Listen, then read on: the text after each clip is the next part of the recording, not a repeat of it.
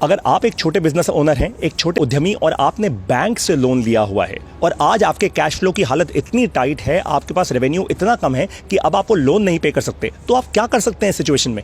Bank आपके घर पे या आपकी एसेट को, आपकी कंपनी को ना छीन ले आपसे, इसके लिए आप क्या कर सकते हैं?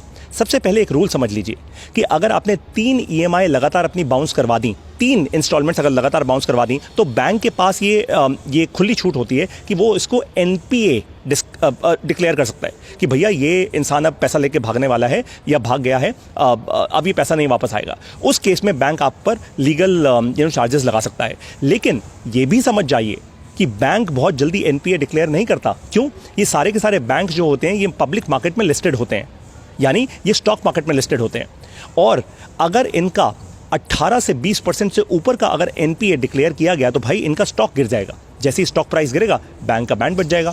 तो आपको भी ये बात समझना है, वो तुरंत के तुरंत एनपीए डिक्लेयर नहीं करेंगे। सबसे पहले वो आपके घर पे लीगल लेटर भेजेंगे, चिट्ठी भेजेंगे।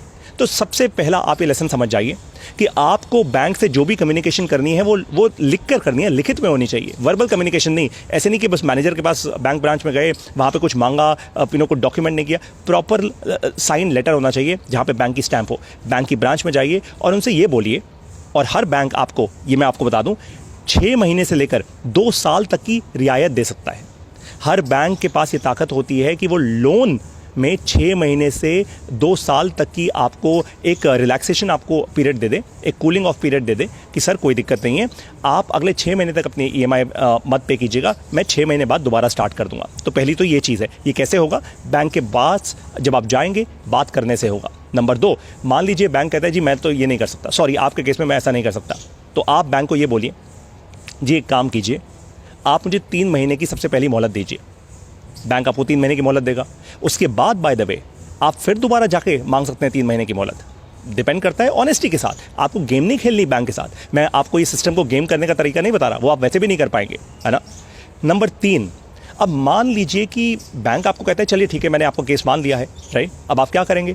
अब बैंक आपके लिए 2 काम कर सकता है। या तो वो आपको कूलिंग ऑफ पीरियड दे देगा, यानी वो कहेगा अब आप अभी 3 महीने 6 महीने तक ईएमआई मत पे करो, थोड़ा कैश फ्लो आने दो, उसके बाद कर लेना, सर आपका रिकॉर्ड हमारे साथ बड़ा अच्छा है। या फिर बैंक आपको ये कहेगा कि जी मैं आपका जो ईएमआई का कॉस्ट है ना वो थोड़ा कम कर देता हूँ। मान लीजिए आपकी 50,000 रुपये महीने की ईएमआई जाती है, सर मैं उसको 40,000 या 30,000 या 35,000 कर देता हूँ, है ना। तो बैंक वो कर देगा, क्योंकि बैंक भी चाहता है एनपीए ना हो जाए। Got it? बैंक भी चाहता है कि आप एक्चुअली अपनी ईएमआई पे करो। तो वो ऐसा, ये बैंक के हाथ में है, ये हो सकता है, ये पॉसिबल है और ये लीगल है। इसके लिए आपको किसी को पैसा खिलाने की ज़रूरत नहीं है अंडर द टेबल, ये लीगल तरीका है। लेकिन आपको क्या करना है? आपको बैंक के पास जाना होगा, चिट्ठी लिखनी होगी, बताना होगा कि भाई मेरे बिजनेस में आज ये टेंशन है, मुझे ये प्रॉब्लम हो रही है, कोविड के कारण हो रही है, जो भी है, whatever are your problems. समझ गए आप ये बात को? तो सबसे पहला स्टेप ये लीजिए, कृपया बैंक के पास जाइए। कोई अंडर द टेबल कुछ खिलाने की ज़रूरत नहीं है। बैंक के पास जाइए, प्रॉपरली उनको अपना केस बताइए और जेन्युइनली समझाइए मैंने लोन क्यों लिया था, कहाँ उसको यूटिलाइज़ किया, कैसे अब पैसा बना रहा हूँ, कैसे अपना बिजनेस मॉडल चेंज कर रहा हूँ। बैंक को ये भी समझाइए कि अब मैं MBA प्लस गुरुकुल से पढ़ाई भी कर रहा हूँ, मैं MBA प्लस गुरुकुल से समझ भी रहा हूँ, ताकि अपने बिजनेस को सही रास्ते पर लेकर जा पाऊँ। देखिए फ़ायदा हुआ ना आपका। अगर आप MBA प्लस गुरुकुल को आज ही ज्वाइन कर लेते हैं तो ऐसा और बहुत फ़ायदा होगा।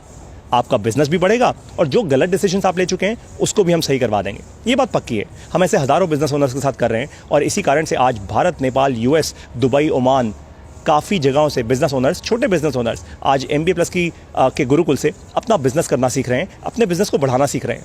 तो आपको कौन रोक रहा है? कौन रोक रहा है? केवल आपका दिमाग रोक रहा है। दुख की बात है, हमारे गुरुकुल में हम कोई प्रोफेशनल फीस नहीं लेते। पूरे लाइफ टाइम के लिए केवल आपसे 3,000 रुपये का एक योगदान लेते हैं। That's about it. बस, जो कोई भी दे सकता है, ये कोई बड़ी बात नहीं है। अब आपकी मर्ज़ी है। अगर आप अपने बिजनेस को आगे बढ़ाना चाहते हैं, अपने गलत डिसीजंस को सही करना चाहते हैं तो आ जाइए, नहीं करना चाहते कोई दिक्कत की बात नहीं है। मुझे उम्मीद है कि MBA प्लस की ये छोटी सी बिजनेस क्लास आपके लिए बहुत फ़ायदे की रही होगी। आप आगे बढ़ें और इस देश में आपका अच्छा इम्पैक्ट हो, आपका बिजनेस तेज़ी से बढ़े। जय हिंद।